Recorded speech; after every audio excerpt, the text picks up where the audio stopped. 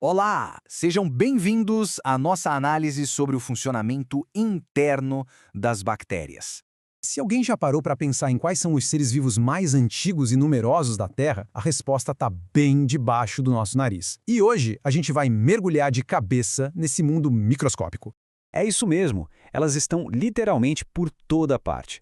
Na tela do celular, no ar que a gente respira, e sim, trilhões delas vivem dentro do nosso corpo nesse exato momento. Entender as bactérias é, no fundo, entender um pouco melhor como o nosso próprio corpo e o mundo à nossa volta funciona. Mas afinal de contas, o que é uma bactéria? Que cara ela tem? Vamos dar um zoom e investigar a anatomia dessas máquinas de sobrevivência que são fantásticas. Para começar a entender uma bactéria, primeiro a gente precisa saber onde ela se encaixa na enorme árvore da vida. E a primeira grande divisão que importa é essa aqui, a diferença entre as células procariontes e as eucariontes.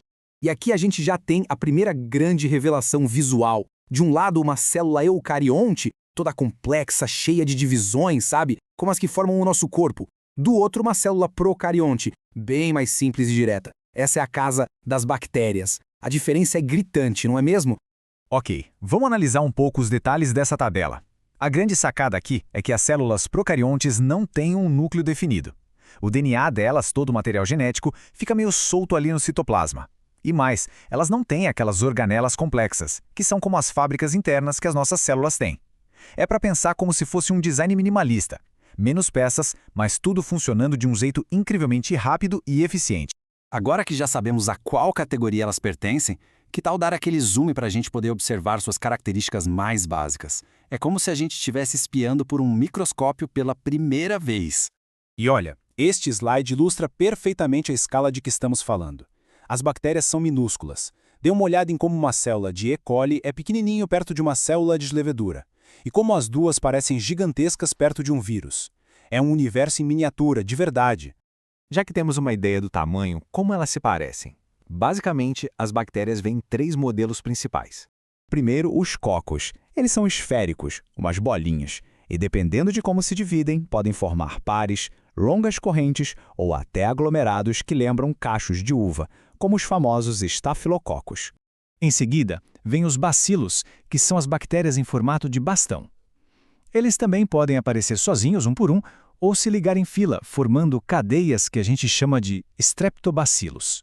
E por fim, as formas espirais, que talvez sejam as mais exóticas. Elas podem ir de uma simples curva, como um vibrião, que parece uma vírgula, até uma estrutura longa e flexível que se move como um saca-rolhas, a espiroqueta.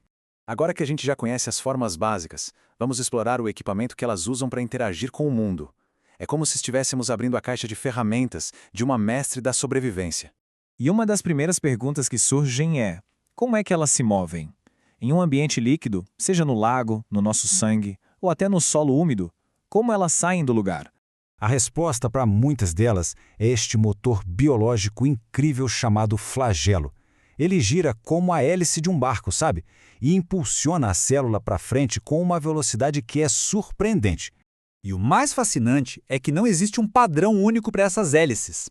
Algumas bactérias têm só um flagelo, outras têm um tufo deles numa ponta. E algumas, como essa que a gente vê na imagem, são cobertas por eles, parecendo que tem cabelo por todo o corpo. Se mover é importante, claro, mas às vezes a melhor estratégia é ficar parado e se agarrar a alguma coisa. Seja uma rocha num riacho ou, o que é mais importante para a gente, nas células do nosso intestino.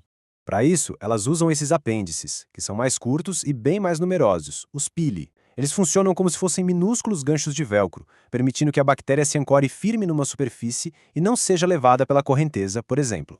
Num mundo perigoso, cheio de predadores, como as nossas próprias células imunes, que estão o tempo todo caçando invasores, como é que uma simples bactéria se protege? Muitas delas têm uma arma secreta, uma camada externa pegajosa chamada cápsula. Dá para pensar nela como um escudo invisível, que torna a bactéria mais escorregadia e muito mais difícil de ser capturada e engolida pelas nossas células de defesa. E essa armadura é multifuncional, viu? Além de proteger contra o sistema imunológico, ela serve como um estoque de nutrientes e ajuda as bactérias a se grudarem umas nas outras, formando o que a gente chama de biofilmes. E aqui vai um dado importante. É por causa desses biofilmes que muitas infecções bacterianas são tão resistentes e difíceis de eliminar. Agora que já exploramos o lado de fora, vamos para a etapa final do nosso mergulho. A gente vai atravessar essas camadas externas e olhar para a maquinaria essencial que faz de uma bactéria uma célula viva. Vamos usar este diagrama como nosso mapa. Já conhecemos a cápsula, os pili e o flagelo lá fora. Agora, o foco são as duas barreiras protetoras mais críticas, a parede celular e, bem abaixo dela, a membrana plasmática. A membrana plasmática, essa camada mais interna, atua como um porteiro superseletivo, controlando tudo que entra e sai da célula. E logo acima dela vem a parede celular, que é mais rígida e dá o suporte estrutural. Ela é vital para impedir que a célula simplesmente estoure com a pressão que tem lá dentro. Então, o que a gente tira de tudo isso? Que as bactérias, apesar da aparente simplicidade, são verdadeiras mestras da sobrevivência.